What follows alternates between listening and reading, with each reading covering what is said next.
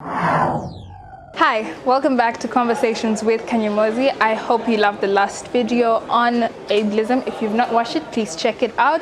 It is very informative about a concept that you might have not thought about. So, I'm doing an SRHR course, Sexual Reproductive Health Rights course with Akina Mama Africa. And I promise that every time I learn something new or I learn a different concept better, I will be sharing it with you. And this week we had a very informative session by a lady called Tabitha, and I just learned something more about agency. The first question she asked when we got into the class, a part of the questions that she did ask, because she did like a quiz, was in the event that you have a 12-year-old or you know of a 12-year-old who gets pregnant and wants to keep the child, what do you do? Do you force her to abort because you're the parent and you've said it is my house, my rules? Do you let her have her agency? Do you let the doctors say make sense? Or if the man who impregnated her is able to take care of her, do you then let him take care of her? And this was a very, very difficult question for me because feminist politics say everyone should have agency to their body. But then again, it's a 12-year-old. Is it informed agency? Difficult. When I tell you difficult, it was difficult. So I'm not going to tell you how I voted, but just know we're talking about agency. So agency is the concept of agency is the ability for a person or an agent to act for herself or himself or their self. A person who is not allowed to act for themselves is lacking in agency or is said to having been denied agency.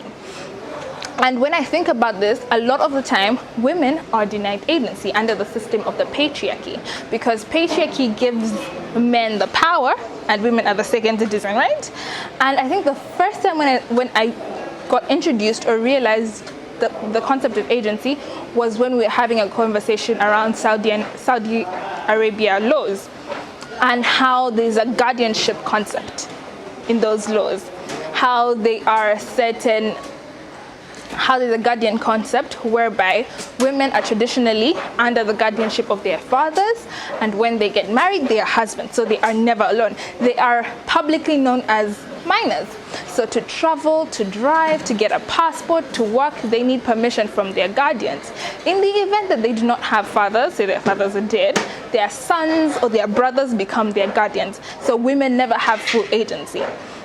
When I think about it in Ugandan settings, there's relationships where women are not allowed to take birth control because their husbands control their reproductive systems.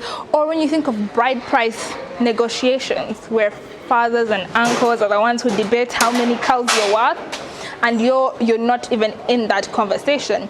When you think about policing outfits and miniskirts and all of that, there's agency that's taken away from women because I don't think your body needs to be looking like this.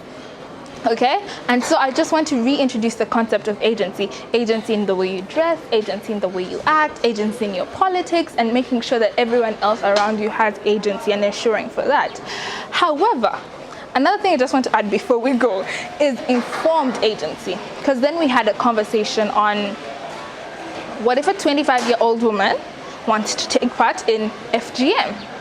And we all know, we know different cultures, whatever, but a lot of the time FGM is a patriarchal concept, it's a societal norm, it's a social fitting in process. So what happens in that event where someone is making a decision but it might be informed by the patriarchy? Yeah, so what happens in that setting? So that's my question for you. If someone is seeming to have informed agency but it really doesn't, what happens? Okay, so have you ever been introduced to the concept of agency, and how do you practice your agency? Thank you so much for watching Conversations with Kanyamozi. My name is Lisa Kanyamozi Raboni. Don't forget to like, share, comment, and subscribe.